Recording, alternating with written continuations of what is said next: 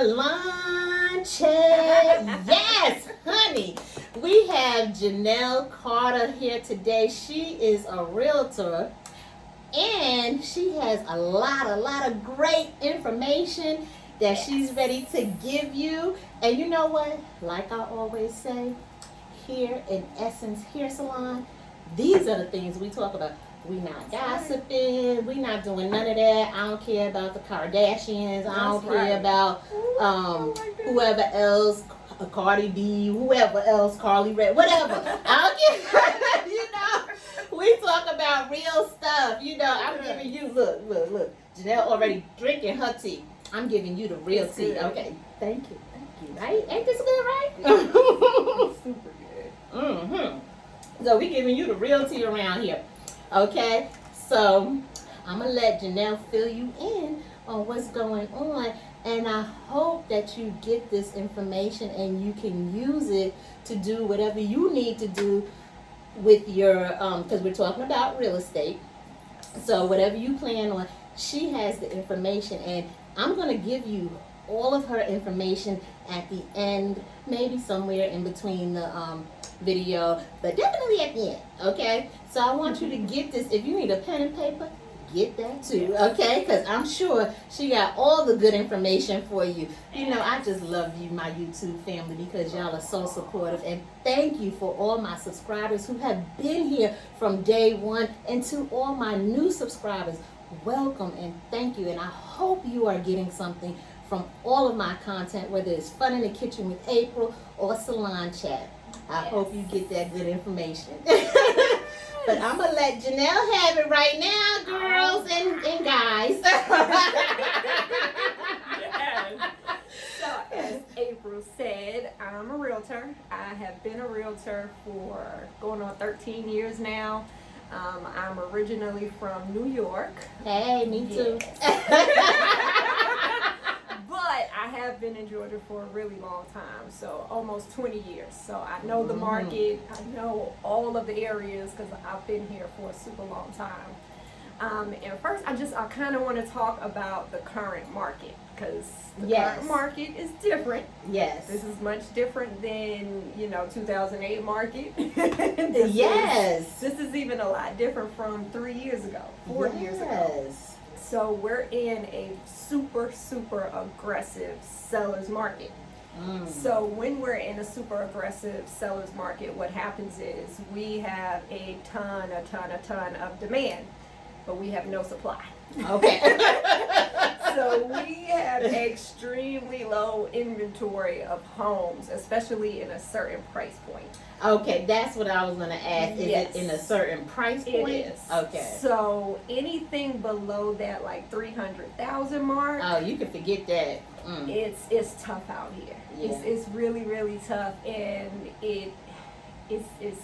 it's tough for your home buyers that have been doing everything right. Right. They paid down debt. Yeah. They saved up money. Yeah. They did everything right to get in the position of buying. Right. And now they're in this market where they're getting beat out by multiple offers. I did hear that. Yes. So I'm going to give you just a little bit of a scenario. So I have a client. So we put in an offer last week in Douglasville. Really pretty house. The sellers did everything right. They upgraded everything. They took out anything that was brass. Right. right. It's perfect. So we put in our best foot forward. We don't ask the sellers for any cash. Right. We go $20,000 above asking price. Wow. Yes. 3 days due diligence period. Right. That's their time frame when they can get their inspection. Really short financial contingency, really short appraisal contingency, and we got beat out. What? $20,000 above. Oh my goodness. Yes. So when that happens, I like to go back to the other agent and I say, hey, what could we have done better? Right. How did we miss out on this one? And they said, I spoke to my clients about this, and I told them that I would prefer if they would go with the owner-occupant and not an investor, but they ended up going with the investor's cash offer. Wow. But you know what? when you do the investor's cash offer, you're not always getting what your house is worth, right? Well, it really depends. So the current cash offers, they're going above and beyond. Okay. So she said they were actually 10 grand above us. What? So they gave her 30,000 above without an appraisal contingency. That's why. Mm-hmm. That's why they went with them, because she figured she had priced the house right. Yeah. And she said, I think it's worth this 260. Wow. Now, if you're willing to give us this 290, right, we'll take it. Right. But I think I priced it right, and if we go through an appraisal, we're probably right. not going to end up getting it. Right. And right. that's what we're dealing with. I get it. I mean, I'm a homeowner, but I get it. But like, I have the investors calling out, you know, all them telemarketers Yes. and stuff. They be invested. They text. They do. I mean, they do everything. It's annoying. And I actually look. I'm crazy. I done told they called me, right? And the girl's like, we're such and such investors, and I'd like to put an offer on your house. Are you looking into selling? I said, you can't afford my house. Yes. She goes, well, what are you asking? I gave her some really ridiculous number, right? I said, I want $599. No, my house ain't no $500,000 house. I said, I want $599. She was like, okay. She said, let me talk to the owners, and we'll get back to you. Oh Lord, and that's the sad part. Yeah. Like, that is what's happening. So I mean, I've had to talk to clients. Like, if I'm on the seller side and I'm representing the seller, a lot of times it's like, okay, I'm representing you, so I'm gonna make sure you get the most amount of money, right, in the least amount of time possible, right. with the least amount of hassle. But I do want you to understand that these investors, they're making it really difficult so that the average homeowner that can't cover a gap between the appraisal, right, you know, they can't cover that additional cost because right. they would have to bring that to the closing table. They can't do that. Right. So you're making it really impossible for an average homeowner that did everything right. Yeah. And now they can't fulfill their dream of buying a home. And it's disheartening, and it's sad because these investors, they're taking over. They really are. Like, they really my are. Subdivision now. I It's hate investors. it. Yes, and now I it's all hate it. tenants, and of Yes. course they rent for a year. Then it's another person. Yeah. Then it's another person. Now, how does that affect the value of the home? Because I know we've talked about me. Well, I've talked to you about my son. He still wants to buy a house. Yes. And I'm like, Dad, it's really difficult now. And then we've talked about me. I want to sell mine at some point. I can't afford nothing out here now. I want to build my own. I don't know if I can afford to do that. Like, you can do it. There's ways to get around everything. So, for the average homeowner or the average home buyer that wants to purchase, there are definitely little tips and tricks you can do to make your offer stand out, because you got to remember, it's not only the purchase price, right, it's the terms, right. So how many days are you asking for your closing date? Okay. How many days are you asking for due diligence period, for financial contingency, for appraisal contingency? Are you asking for a home warranty? Are you asking for a termite letter? Are you asking for things that maybe the seller's like, I'm not doing that. Right. I'm not buying a termite letter. I'm not buying a home warranty. I don't want to clean my carpet before y'all move. Right. But someone like me who has I don't think I have the paperwork, but I mean, Northwest comes and does my termite. Yeah. Exactly. So that's perfect, because then a buyer could say, well, you know what? We don't need a termite letter. We don't need a termite inspection, because we know that she has all her paperwork. You can see all of her big stations. Yeah. Green tops. Right. And they feel more comfortable, and then they say, you know what? We're going to make this as easy as possible. Okay. We're going to put these terms right. We're going to make sure we only ask, 3 days for due diligence. We're going to get that inspector in there. He's going to get done. He's going to let us know what's wrong with the property real quick. Right. That way, we have a better chance. Okay. Love letters. Love letters to the seller are real. A lot of people don't do them anymore, but I've won. Really? Plenty of offers with love letters. Guys. Yes. Love letters. So what does that mean? When you're writing a love letter, you need to tell the seller, what about the home was it that you fell in love with? You walked in the house, you fell in love because you thought about your kids playing in the backyard. You thought about Thanksgiving in the dining room. You thought about you cooking dinner for your kids in the kitchen, and just all of those things that are, that's what you fell in love with. Write about those things. Wow, and so the owner loves to hear that. Yes. They know that somebody is really going to truly enjoy this home as you have enjoyed it. Done. Exactly, because sometimes the seller feels like, you know what? I put a lot of money, time, and attention into those roses in the back. Right. And I don't want a tenant because they might not They're not going to take care of it. Exactly. But if it's a homeowner and they love it, they will. Yeah. So they say, you know what? Let's give it to Let's give it to them, because I just feel like they're going to take better care of the property, and I really want someone to raise a family here like we raised our family here. Right. Sometimes people don't want to deal with the investors, and sometimes that makes them say, you know what, that love letter is what did it. Wow. Let's go ahead and take a chance with them.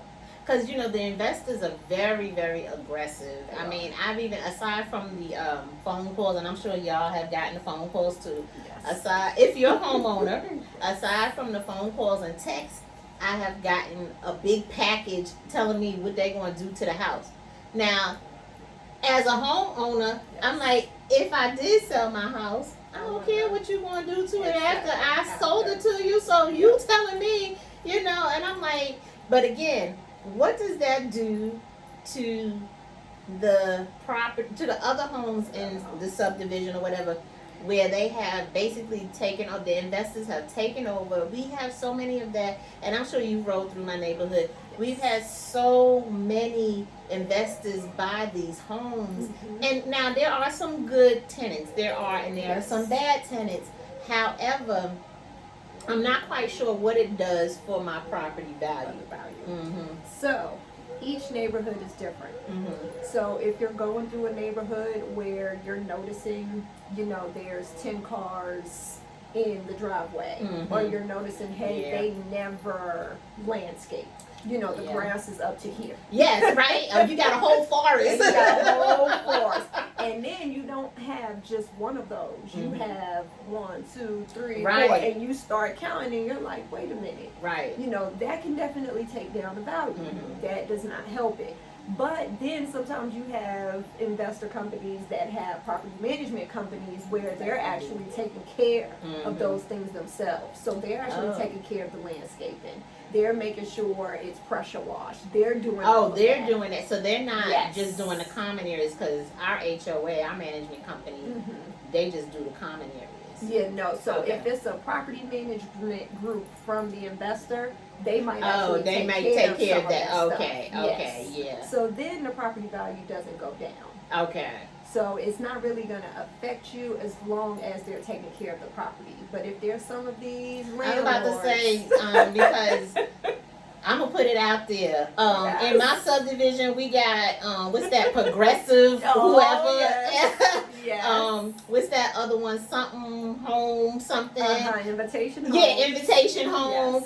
They don't take care of their property. They have the tenant take care of the property. And sometimes it's a problem. Now, some tenants really are very diligent about taking care of the property. Meanwhile, others are like, I'm not going to touch it because it's not my property. It's not my property. And they should be taking care of certain stuff, themselves, because they're the owners. And that's how they feel. And they really do feel that. Meanwhile, HOA, our management company, with our HOA riding through the subdivision, talking about giving out letters, talking about your grass need to be cut. And I'm like, my husband is the lawn guy, and our grass is already. I said, you talking about the neighbor? You're not talking about my. Yes, and that's how it is. Yes. Because unfortunately, sometimes they feel like I'm just not gonna bother. With the grass. I'm not gonna do any of it because it's not my house. And I have this major problem. I don't know if you guys have this, but again, because I have people renting, there is this house right next door to me. Ever since I moved in this subdivision in 05, that house has been a rental house. And that was like the only house, I believe, at the time that was a rental house, because it was private. I don't know. And okay, don't take this the wrong way, because you know I say what I want to say. However, I don't know if that house has ghetto written on it because everybody that moves in there act like like, come on, they don't take care of the grass, the kids running all over the place. Is the weed smell coming my house? Like, what is going on? And that's what happened. If you're a good tenant, you're a good tenant, and Right. we love good tenants because everybody has to live somewhere. Right. We all Right. have to live somewhere. So if you're a good tenant, that's great. Wonderful. But that's for the sellers too that are watching this, because I hope y'all are understanding that when you automatically say, well, you know what, I'm just gonna go with this cash offer because this cash offer is easier and I want cash. Right. At the end of the day, when you close, I don't care if it's a conventional loan, a FHA loan, a USDA, Right. I don't know, a 203K, whatever it is. When the closing attorney gives you your money, your wire or your check, it is cash. Okay. So it doesn't matter. It doesn't matter if it's an investor and you get cash. Right. It's whoever buys it and it's cash. When you get your money, it's cash. Yeah. Well, be mindful about your other neighbors that's still living there when you're selling your house. When you're selling your house. But be mindful of the buyers that did everything right. That saved money, that paid off debt, that really got prepared, that got educated, and all they want is a house to call their own. That's it. That's all they want. Like, look over their offer and say, okay, maybe we can twist around some of these terms, but I want to give them a chance because they're a home buyer. They have kids. They actually want to be in this neighborhood. Right. Like, help them out just a little bit because it's getting rough out here for homeowners, and it's disheartening because these buyers, they keep getting bid out and they don't know what to do. Mm-hmm. So, okay, with that being said, because we are in a seller's market, we are in an extreme seller's market. So, say somebody wants to sell their house because I know I could get this for my house and da da da da da. Okay, like my cousin and I was talking. You sell the house because your house is worth this. Mm-hmm. And where am I going now? Because now I can't afford nothing, even though I just sold. Yeah, and that's a really, really, really good question. So there are ways around that. Okay. Because everything, honestly, is I like the new subdivisions. Mm-hmm. For example, right down the street here on Bethany Church, there is by Shiloh High School. Mm-hmm. There is this new subdivision. Those houses don't look no bigger than my house. My house I had, and they are charging $400 and something thousand for these homes, and I'm like, really? Yes. So where is like you said, there's ways around it. Because where are you supposed to go? I sold my house because I want to go somewhere else, but now I can't afford nothing. I know, and that's something I talk to my clients about all the time because they're like, okay, I do want to sell. Yeah. I do want maybe new construction, or maybe I would just want to go to a different area. Right. Yeah. So this is what's going on. So normally, right, in a normal market, let's say values go up 5% every year. In this market, currently, values are going up 15 to 18% a year. So that's the difference. So there are different programs, like there are lease purchase programs, where you can actually purchase the home back from them at a set amount. Okay. And that set amount isn't the current market value. Right. So you're actually getting a break. Oh wow. Okay. Yeah. So there's ways around this whole thing. There's Ribbon. There is a program called Ribbon. It's actually a really good program. What is that? So they will actually buy the house for you using cash. Okay. That way your offer looks better because now your offer is just like an investor's offer. Right. Okay. So it's cash. So they purchase the house for you. Mm-hmm. Or at least it basically says that they're going to purchase the house for you. Okay. But what ends up happening is at the closing table, if for some reason you can't purchase it that same day, they charge you a 1%.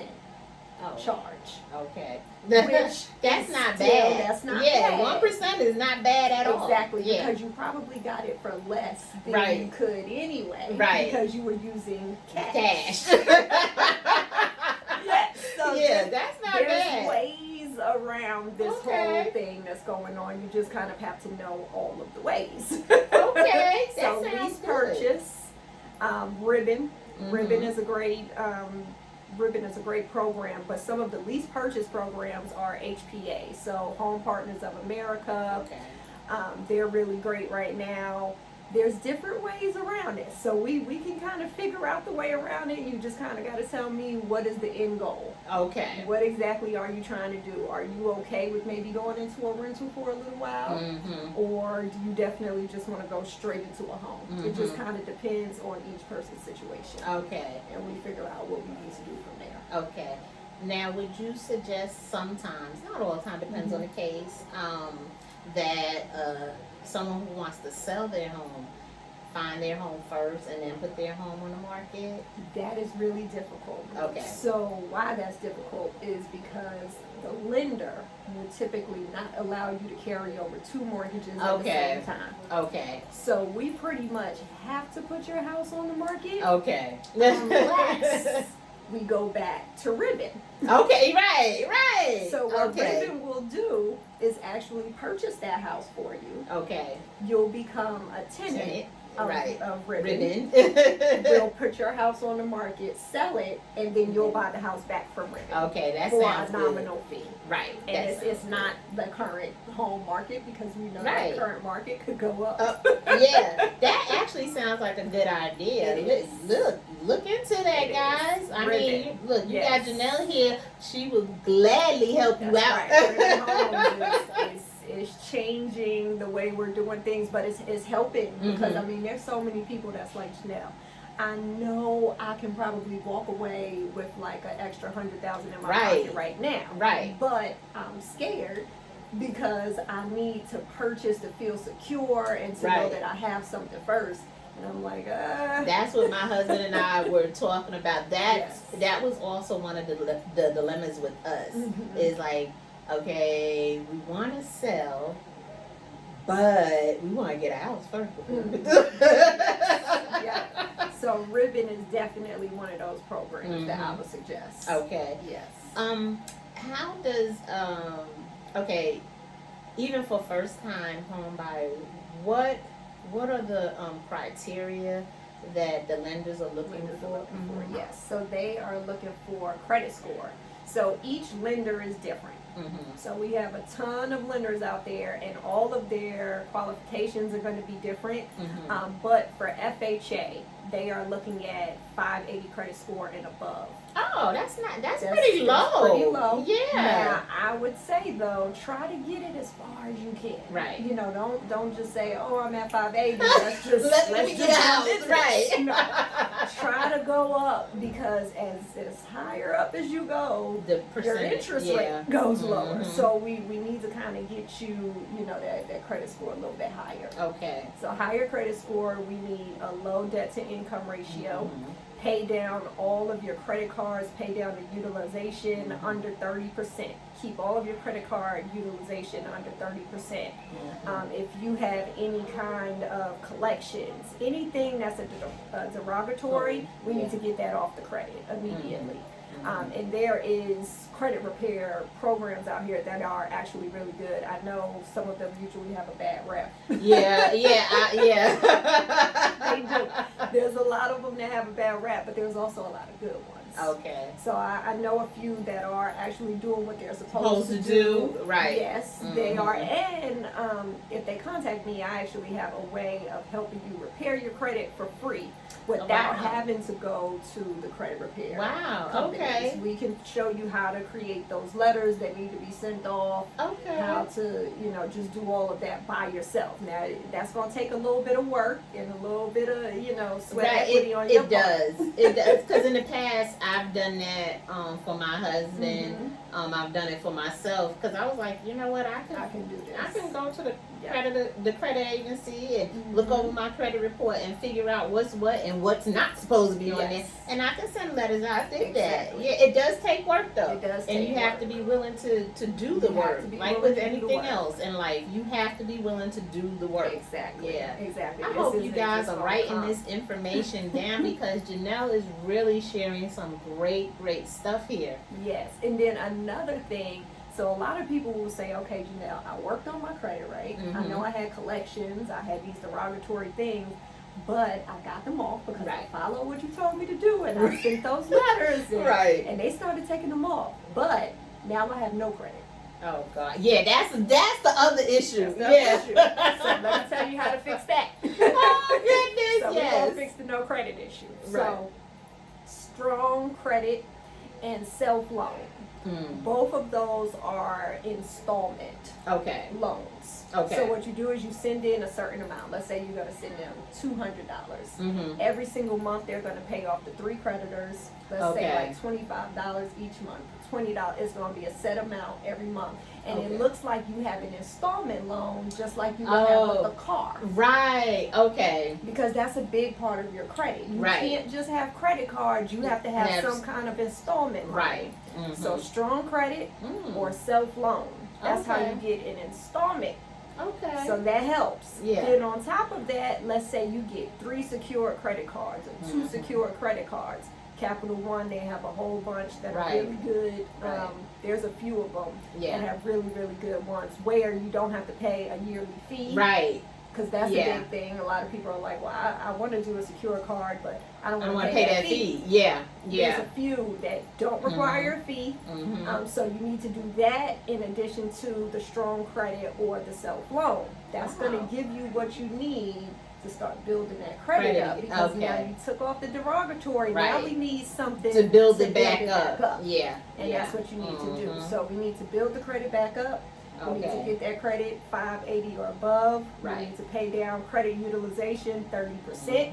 We need to make sure you are with your current job and you have current tax. Right. Let's make sure you are paying off these your taxes, because if you're not, or if you're a business owner and you're writing everything off. Yeah, I was going to say, what about the business owners like myself? Yeah, how does that? Yeah, because we need a CPA. We need to show that you are actually making income. You can't write off everything, because then it's going to say that you don't have anything left. Right, exactly. Yeah, so we got to do that. So that's really important. But a lot of people are saving like their child tax credit that they're getting every month. But I don't have a child tax credit, but those stimulus checks, we've saved all of those. Save everything. Just save it. Put it in your account, and then once you're ready to buy, bam, there goes your money right there. Because these sellers are not giving buyers any kind of concessions toward closing costs. Yeah. They're not going to give you $1. I mean, if I'm selling my home, I probably wouldn't. I'm just saying. No, that's just real, because why would you? Yeah. You're going to end up getting cash offers that say that they don't need that. They don't need that. So I'm sorry, guys. If you're trying to buy my house, I'm not going to pay no. You have to have your own cash. Yeah. So if I'm telling you. Right. I'm not doing that. I mean. You got to have your own cash. But that's for every house. Right. That's every single home seller right now. They want you to have your own money. I may throw in the home warranty for you. And look, if I'm your agent and you're getting this information from me today and you end up with me as your agent, I'll buy your home warranty. Oh, look at that. Isn't that sweet? I'll get your home warranty. And it'll be a good one too. It won't be the cheap one, right? It'll cover everything. It'll be a great one. Yeah, because that home warranty, that's so needed. I'm so serious. It is. It's a savior. Yes. You move into that house and all of a sudden, all hell breaks loose. You're going like, what?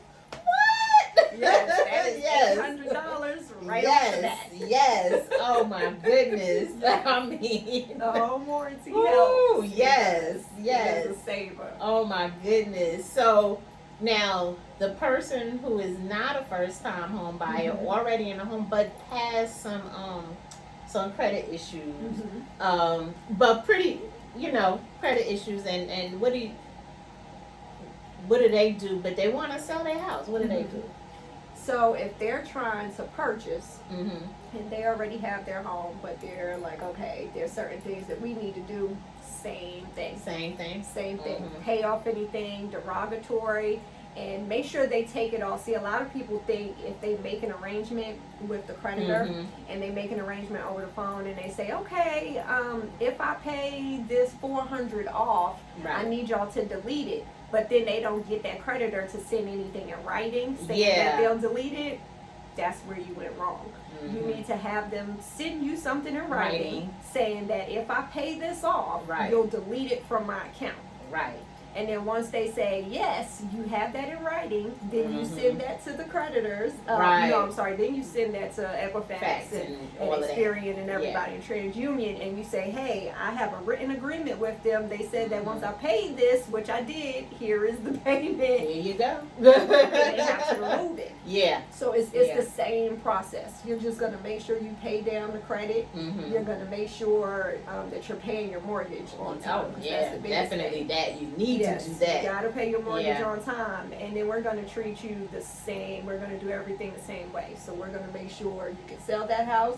You can use the money that you got, your net proceeds, that will go into the new house. And does that work the same, like, because we're in the pandemic, and at the very beginning of the pandemic, like, we were shut down, all salons and beauty industry and a whole bunch of other jobs were shut down, and people didn't have any income, so a lot of people did deferments or forbearances on their home, but not everybody was smart. Like, I did a forbearance. I didn't really need to do it because we actually still we have money we just have that cushion. Okay. However, there's people who don't have that cushion and didn't realize, hey, even though I deferred it or I have a forbearance and they're not asking me for all the money until maybe a year from now, whatever, and they didn't pay anything, you should have still paid something. Yes. Like, I did the forbearance just because I was like, just in case, and what it did for me, thank God, my mortgage company, the lady was like, and she was a sister. So I'm thankful she gave me this tip. She was like, she said, you're getting the forbearance? She said, but I want you to understand, you need to send in something. Because at the end of your forbearance time, we want all that money, right? All of the money, right? So what I did, I was like, oh, that's not a problem. I mean, I could still pay my mortgage on time, but I took my sweet time. I paid it before the month was out. Yes. I may not have paid it on the 1st. I may not have paid it on the 15th. I waited till the 20-something. That's like, right. Here y'all go. It was paid. Yeah. No, I paid the mortgage. Yeah, and I paid, what I did, I paid over the amount of my mortgage. Yes. No, that was perfect because a lot of people said, well, this is my chance not to pay anything. And what did that do for them? And that hurt them tremendously because now they want to sell because they know what's going on with this crazy seller's market. But now they owe all of this additional money. Right. And now when I'm giving them their net, they're really upset when I'm figuring out their estimate of net because it's not anything like what it would have been had they not did this deferment or had they paid something on the deferment. Oh God! You gotta pay something. And now, have people gone into foreclosure since because they couldn't do the pay the deferment or the foreclosure? Yes. So now we have our. I mean, I said no, or the forbearance. Yeah. Well, that's our COVID moratorium. Right. So, right. So with the COVID moratorium, they basically couldn't kick people out. Right. They couldn't really foreclose. It was supposed to be in effect until January 1st or until December 31st. DeKalb actually turned that over. Yeah, I Yes. did see that on the Yes, news. DeKalb turned that over, so now they are in the process of taking certain people to court. So now if you're a landlord and that tenant has been in the property for a year and a half and they just said, They we're haven't not paid going to pay anything, Yeah. this is your chance now to basically go to the court and say, okay, we need to file eviction papers because they're not paying anything. Right. And I mean, it's not fair to the homeowner It's because not. they're still required. Right. And to even pay in something. even with the apartments as well, right? And we're Yes. talking about, I know there's different DeKalbs because there's DeKalb, Illinois, and all yes. of that. We're in Georgia again. I just DeKalb want to County. remind, DeKalb County, Georgia. So DeKalb this is what County, she's Georgia. talking about. Yeah. So with the moratorium, I mean, it's hard because sometimes, you know, they were affected. The tenant was affected. Yeah. But I guess it's up to the landlord, to his discretion, to say, okay, I know this person actually really did lose their job, right. or they were really trying.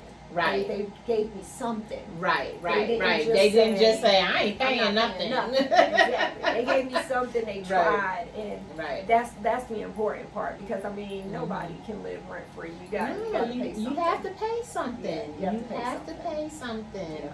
Yeah. Yeah. So, okay. So with, how does this market differ from 08 when everything, because we thought 08 was bad, and it really was, because people did, again, lose jobs, and it wasn't due to a pandemic. We know what that was due to, but, you know. Pretty much. And here we are, we find ourselves basically in the same predicament, you know. I think the economy, where, you know, I always say we getting back to depression.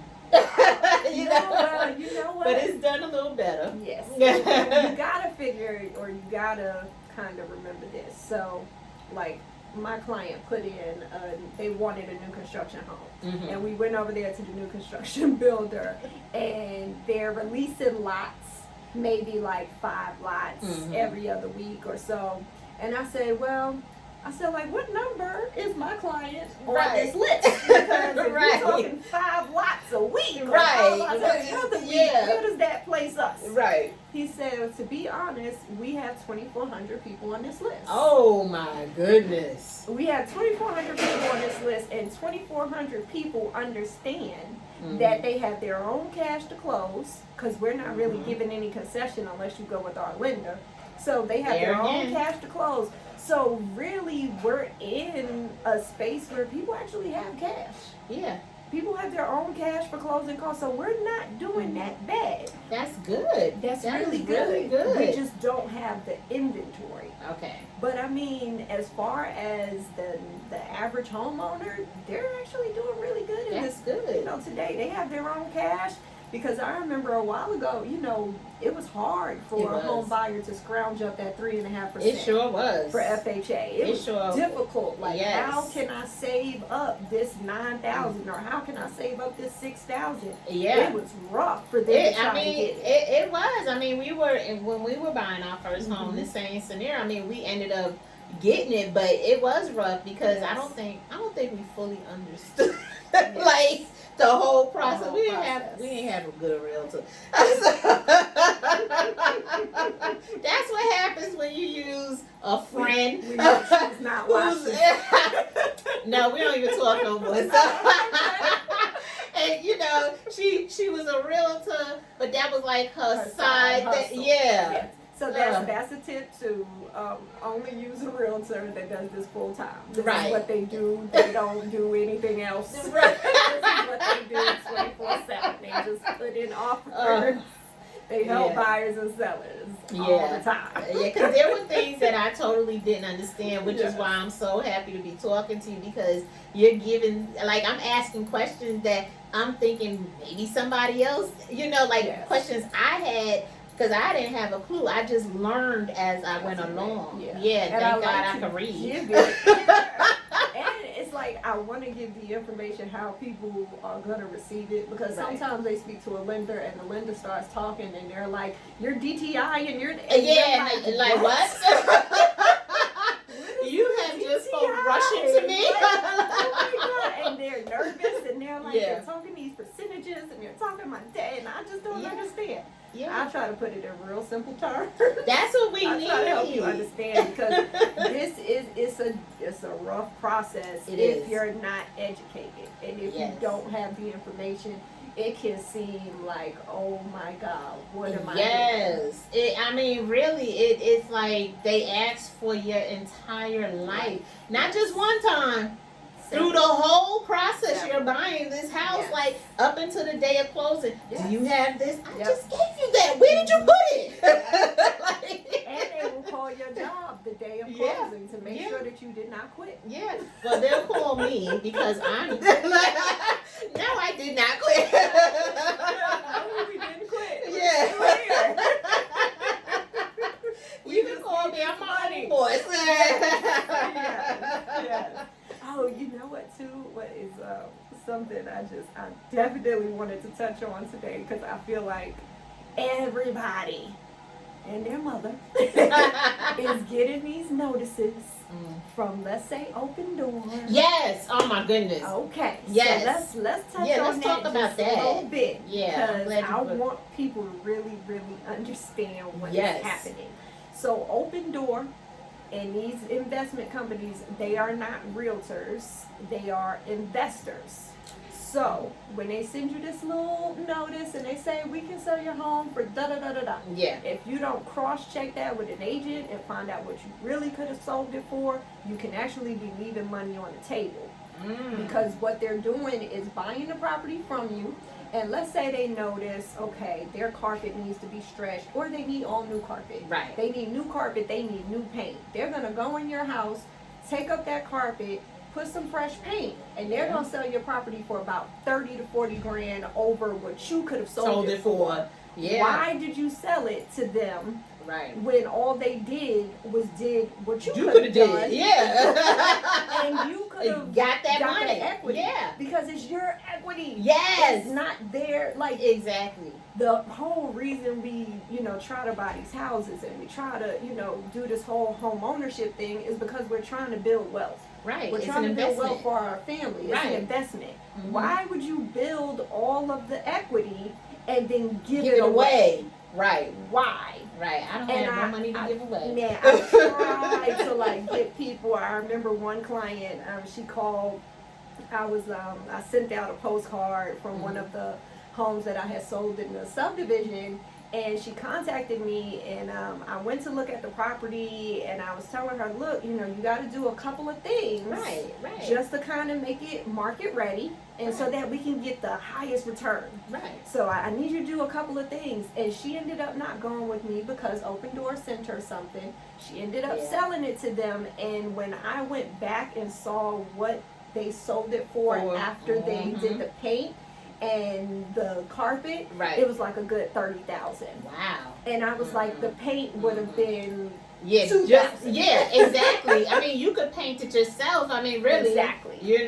Just get some neutral color paint. Get a gray. Get a light gray color. Yeah. That is the best color. Something. Yes. And she could have did that herself. And then she could have got somebody to come in and take up the carpet and put new carpet down. Right. And she could have had that 30 grand. Yeah, and she could have got contractor's carpet. Yes. This the cheaper carpet. Exactly. Yeah. And I don't know about anybody else, but I know 30 grand sounds really good. That's what I'm saying, because I need that. Yeah. Yes. I'm not trying to give away no money. Because that is true. We keep getting the things for Open Door, and then you see the commercials for Open Door. So they're trying to make it really easy, because they're like, okay, we'll give you an additional 60 days in the property. Right. And we'll do all this thing, to make it easier. Yeah. Realtors can do the same exact thing, but you're getting your money in your pocket, as opposed to you giving them this equity. It's not. Right. You really got to look at everything. Right. You can't just say, oh, they're gonna make it easy, and I don't have to paint. Right. I mean, when you move to wherever you moving to, you gonna paint anyway, so you might as well paint this place. Yeah, exactly. The whole reason you bought a house was to build wealth for your family. Right. Do not throw it away because something seems a little easier. That's right. Because if it's easier, right. When things are easy, that's a problem. That's a problem. Yeah. Sometimes you say, you know what? How hard is it for me to call this contractor and for me to figure out, this carpet situation? Or there's a lot of realtors right now that'll actually help you to do some of the renovations. Right. Now you have to give them that money back at the end of the sale.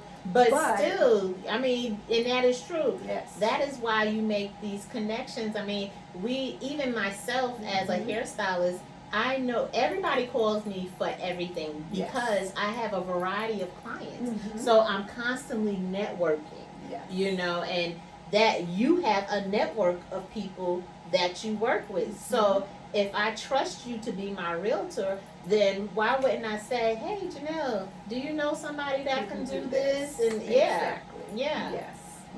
So I mean, please look at the fine print. And don't just be willing to just throw your equity away just because it sounds easy. You have to catch this information. I mean, you really have to catch it.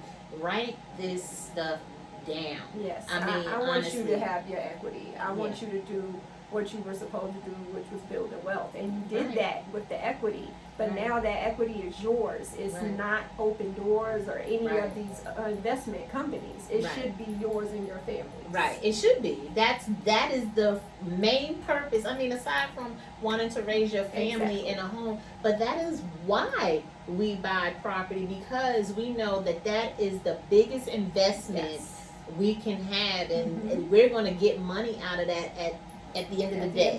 And maybe you're just trying to pass property on to your kids or whatever. And that's great too. Yeah, so that's why we need to take care of it. Exactly. That's why we need to make sure we do everything we need to do. And then if you're trying to sell, this is you want to make sure you have your equity. Exactly. You do really not give it away. I mean, that was the whole reason. Like, please just, and even, I don't care if it's me or whoever. It doesn't matter. It just don't throw your equity away. Just don't give it to these companies that are just seeming like, oh, we're going to make this so easy for you. Because fast money is not always good money. We know that. Our parents told us that. Don't be out in the street getting that fast money. It's the same. You can get 20, 30, 40, 50 grand more for doing something like that you could have done. Yes. So simple. Like, it's not that hard. No. So I'll simple. Help you. Right. We'll have a paint party, right? We will come over there with some agreeable gray paint. And yes. Get that house it's just top notch. Right. And most of you guys, your house is not as bad as you think it is. Oh, it's simple things. All I mean, the time. we've done stuff to our house, and actually what's funny is before we were thinking about selling, I was taking care of my dad. He passed away a year ago in September, but I had been taking care of him. And my husband and I were saying, oh, we need new this, we need to paint the whole house, we gotta get new flooring, we gotta get this, just all of these things, right? And we're like, Dad, how we gonna do all of this? When I tell you God will work some stuff out, you plan. Tell God what your plan is, and He gonna laugh, and He gonna give you His plan. And what we thought, and it was frustrating. I'm not even gonna lie, it was frustrating. But what we thought was horrible worked out for the good, because my father had Alzheimer's, and he went in the bathroom. And he just kept flushing the toilet and flushing the toilet. And he was in there for like a good 30, 40 minutes, which is not unusual for my father, because even before the Alzheimer's, he would be in the bathroom. My father was so bad. He would just be in the bathroom for that long, right? So he was in the bathroom, and he kept flushing. So I didn't bother to check on him, because I know that's what he does. All of a sudden, I hear him calling for my son, and my son gets to the bathroom and he says, Mom! And I'm like, what?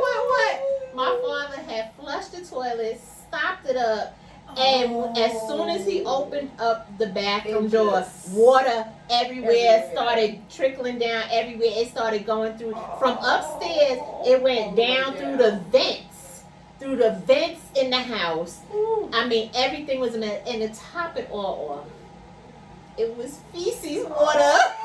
So now my house smells like you know what. You gotta take everything up. And I'm actually gonna put some of these pictures up here. Oh, yes. My house looked like it was being built.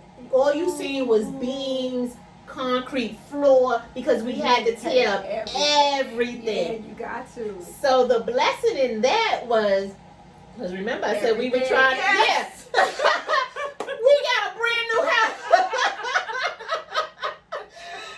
So everything was fixed. The only room that wasn't affected was my son's room. But my room was affected. My father's room was affected.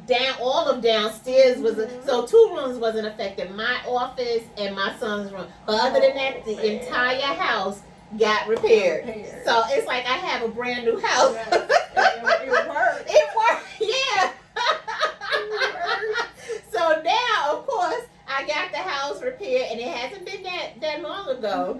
And so I was like, oh, well, the house is all fixed up. I guess I can get ready to sell this now. We don't have to do nothing now. Yes. But it was frustrating at the time, and I was fire red hot.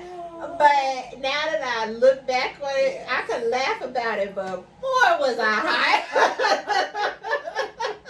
And I called everybody.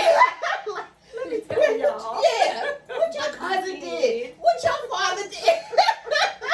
I got to tell you. Yeah.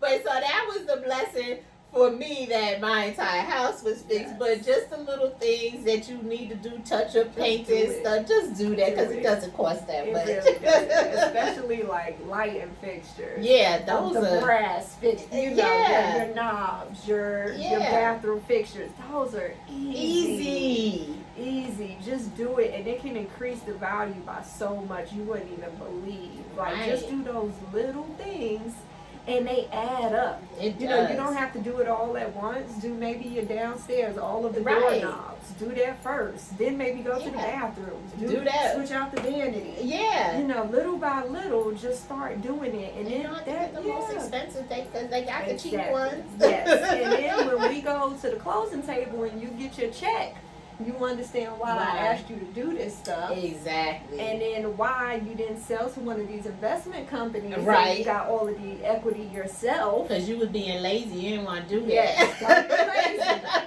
Please don't be lazy, because being lazy costs money. Yeah, I it want you to does. have the money. Yeah, it does. Yeah, really, Yes. really, you do. Yes. So, how would somebody, I should say, is there a staging process for the home Yes. if it's already preoccupied? Yes, so if it's already preoccupied, I would say have your agent come in, just pretty much look and see, especially clutter. Clutter, boxes, Oh my God. you gotta That's a remember, problem. you know, people are gonna open your closet because they Oh my wanna God. know Yeah, how that's many true. shoes can I fit. That's true. That's true. They don't want to open some of this stuff. They want to see, you know, how Yeah. much stuff they can fit. Clutter, just put it up. If you need to take some boxes and put those boxes in your attic or put them in the garage or to one corner, do that. You know, but you definitely want the house to show well. You Right. don't want huge furniture in small spaces. You want to make sure it just looks really well. You want to make sure it smells good. Yes, please. Please, yes, Please. especially because that's like one of the first things that someone notices. Yes. And I have a dog. I love my dog, Charlie. Charlie is my baby. Right. But we all understand how sometimes that dog smell is Yeah. hard to get out of the house. That's if you don't. I'm gonna say we had a dog. He passed, but that's if you don't keep your dog Keep the groomed. dog groomed. Because Yes. people would come to my house, and if And they don't didn't smell see it. Simba, they would have They never didn't known. know. Yeah. Exactly. Mhm. So we want to just make sure that the house is clean, you know, that you're keeping the carpets clean, that whole thing. if you do have a dog and if you have showings, we want you to put the cat or the dog in a crate and put them in maybe the laundry room, or it may be the garage. Because people, when they're walking the house, it's a sensory thing. It's more than just, oh, I'm looking at the house. It's, how does it smell? How do I feel? You know, and if all they hear is the dog barking and they can't really take their time to walk around, it's annoying. And they will leave the property even though they really love it. Me. I'm telling you, I have all the time. I have clients that's like, I really love this house, but that dog, I can't do it. I can't do it. Yeah. I gotta walk out. Or I smell the dog, or I smell smoke. Smoke is because a lot of people have allergies. Yes. And they have to think about all of the things that they're gonna have to do to get rid of that dog smell, to get rid of that smoke smell. Because it's a lot. Let me tell you, you have to clean your vents out. Yes. You got to get your vents cleaned out if those smells are there. So we want to take care of that before. And if you're a weed smoker, I know some of y'all need it for medicinal, but if you're a weed smoker, that weed stay in the house, okay? It stays in the house. We want to at least open up everything. Just get some ventilation in the house. Maybe get some new paint. That kind of helps, but it does. We want to do some things to kind of make it so that the house is show ready. And you that's just part told of me staging. something because I do have bulky furniture. I'm not ready. Okay, clearly I'm not ready. I got clutter. I'm not, like, you come to my house and be like, oh, this is nice, but you don't know where all that clutter at. I don't hear some stuff. That's all you gotta do. You just gotta hide it. Just hide the clutter. Oh my goodness. Right now. I'm listening to you and I'm like, okay, I'm not ready. I got too much clutter. Now, if the house is vacant, we can also, instead of actually staging it with real furniture, we can virtually stage it. Oh. And that's just so that it looks better in the pictures. Okay. If your pictures don't look great on Zillow and Trulia and Realtor.com, you're not getting much traction in the house. But the you house know has what? to look good. I don't know about, well, some people do like to see what it looks like if it had furniture. For me, you like a vacant space.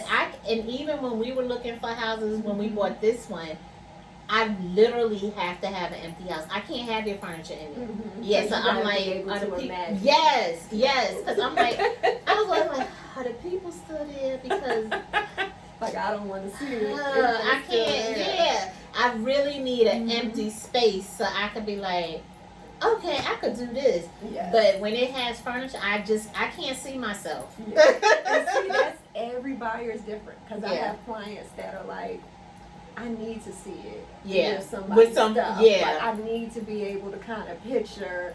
And then if it is vacant, like everybody loves the new construction model homes. They love to see it. Because they got it all pretty and everything. And perfect. But then if that same house was vacant, it wouldn't look it halfway as good. And see, with me, I could look at a model home, right? But I'm still like, empty. I need because I want to know. For me, it's a space thing. Like, I like to entertain. I like to have my girls' nights and stuff. And I want to know if I put a certain type of furniture. Why can I never remember the name of the furniture? And everybody tells me all the time, but it's the one that goes around sectional. Yeah. Nice section. Yeah. Can I fit that and still have plenty of space to, oh, excuse me, sorry, to entertain? I'm sorry, guys, that did not. You're fine. But yeah, I'm vaccinated. We both are. Right, But can I entertain in this space, And so I need to be able to see, because if I had with the model furniture, they have it beautiful.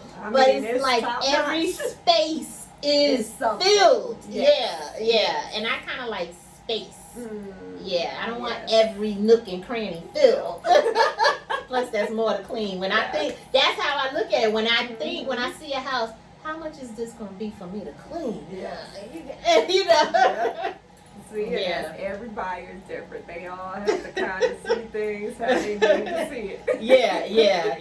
Yeah. Oh my goodness. It's just this house buying thing. Oh, it's a lot. It's a lot, but when you have an agent, you're educated, you have good lender, you have good people on your team, it makes the process easier. Okay. Yes. So there was something else I wanted to talk about, and if you have something else that you didn't touch on, please, because but I asked you about, I want to buy property. Yes. And I want to build, because I had seen that house. Remember we talked, that's actually why I called you. Yeah. Yes.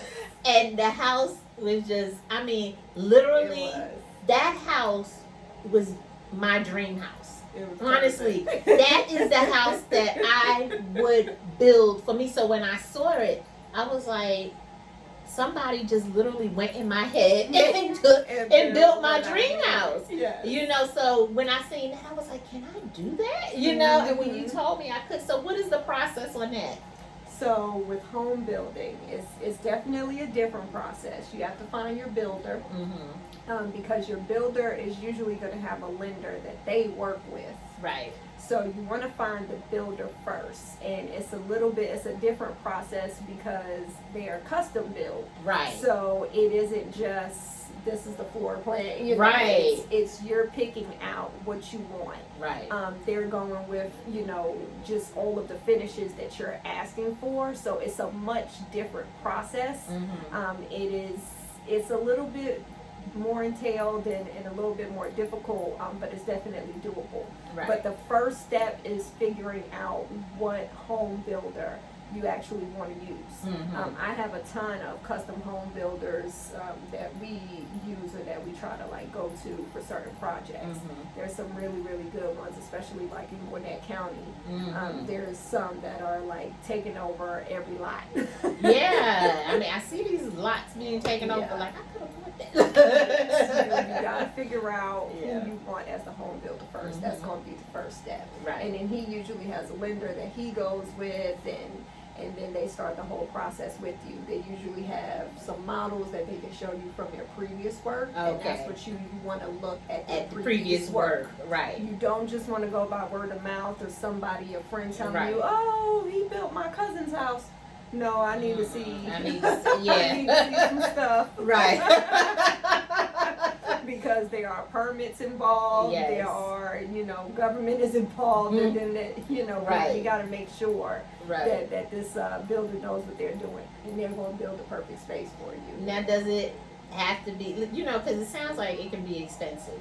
Is it expensive than buying a house that's already up, or a house, a cookie cutter house in the subdivisions where they're building? Is that more expensive? Does it, Yes, it is more expensive to go with a custom builder, just because they're going to require a much higher deposit. Okay. So let's say if you're going with just a new construction, but it's a subdivision, it's a company like D.R. Horton or something like that, they're typically going to ask you for a deposit. They always will. Right. But the deposit will be fairly, not ridiculous.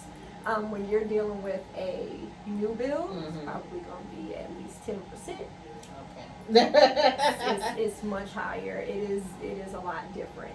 Now, so it is going to cost you a lot more. Do you think, because they're not always like, some people, like myself, my son is grown, even though he still lives with me, he's grown. I don't really need, even though that house I saw, like I said, it was my dream house. And I really didn't need a house of that caliber, but if it was right, I was going to get it. I was going to work it out anyway I could. But, like somebody who doesn't need all of that space because they're an empty nester, you could still build a house at your price point? At your price point. Okay. You can build it at your price point. It's going to cost more in the beginning because they're going to ask for a higher deposit. Right. Because you got to figure they're putting in all the work. Yeah. They have to get all of these materials. And remember, in this market, because of COVID, our materials went up astronomically. Yes. So the price of lumber, it's gone up. Yeah. And, I mean, it's insane how much the materials have gone up. So yeah, you can definitely build in your price point. Okay. on a lot that you feel comfortable. It doesn't have to be a huge lot. Right, it doesn't can have to be something huge, that you know, feel more comfortable with, but your deposit is still going to be more. Okay. Because that builder is going to require more from you. That makes sense. Yes. That makes total sense. Yeah. Well, guys, Janell has been wonderful. Is there anything else you can think of that needs to be said? Let me think. This market is so crazy. It's like there's tons of stuff. Right. But I mean, if you guys are looking for additional loan information, or you're looking for just certain tips and tricks on home buying or home selling, either one, I actually do home buyer seminars too. So that'll give you information, and then part of the home buying seminar, I actually do a credit repair section of it, where I provide the free letters that you need to send. You just have to kind of make it your own, to put your information, make sure you handwrite some of the information so they don't just send an automated response. I tell you all of that information so you know exactly how to create the letter, exactly who to send it to, how to send it, all of that stuff. So that's part of my home buying seminar, and it gives you just a lot more information than I can provide now. But listen, Janell has given us a plethora of information. So. Yes, you have. Yes, it is a lot. And we could go on and on with this for hours. However, if you have more questions, I'm going to have her information there. And, you know, you guys can contact her. Definitely. And I know, you know, since we've been in the pandemic, people have, their credit has gotten us. People who have had great credit probably now don't have so great credit anymore.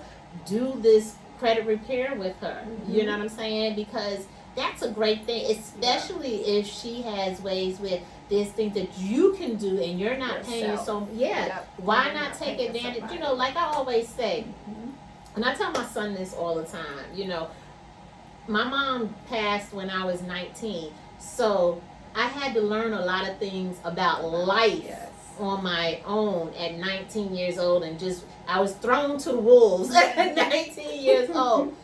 I'm here for the information. Janell is here. She's giving you, like I told her son, use me to help you. Well, I'm telling you, use Janell. Okay? That's what she does. She's a professional. This is what she's here for. Okay? Call her. Find out what you need to do. You know, every situation is different. You know, and I would not have had her on here if I did not believe in her and if I did not trust her. And I'm gonna tell you something. Today is the first day we've actually met face to face, but we've been talking for about I want to say like 2 years.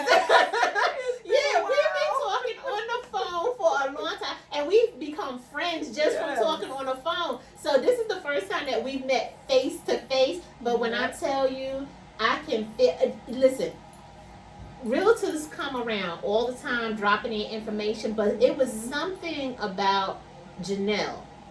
I don't know. And I said, you know what? I'm gonna give her a call. And at the time, I thought I was ready. Clearly, I was, but I was really calling for my son because I was thinking he's ready, but he needs a little bit. He needs to mature just a little bit more.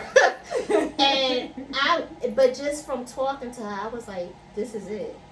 She is the one, because she has given me so much information, and I'm so appreciative of her, because I'm like, I said, this woman probably think I'm crazy. I'm just bugging the heck out of her, but you know. That's what I like to do. I want people to be educated. I don't want them to throw away their equity. I want them to be ready when they're actually ready to purchase. I want them to understand what's going on in this current market. You know, the tips and tricks to kind of get around these investor cash offers. I want them to understand all of that, because how do you know? How do you, You got to ask the questions. You got to have somebody you can rely on to give you the information. And someone you can trust. And Janell is that woman.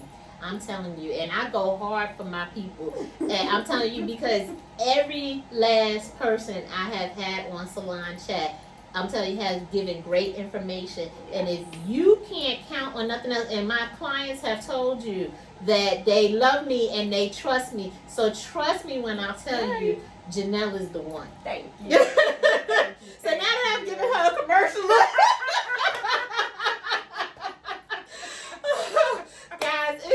great. Yes. And I hope you have enjoyed Janell. And loved it. please, if you're in the market or have any questions, feel free to hit her up. Again, I'll have all her information. And remember to like, comment, subscribe, and share. Subscribe. And press the notification bell so that you know the next time I have great content coming for you. That's right. And thank you for watching Salon Chat. Yes, honey, yes.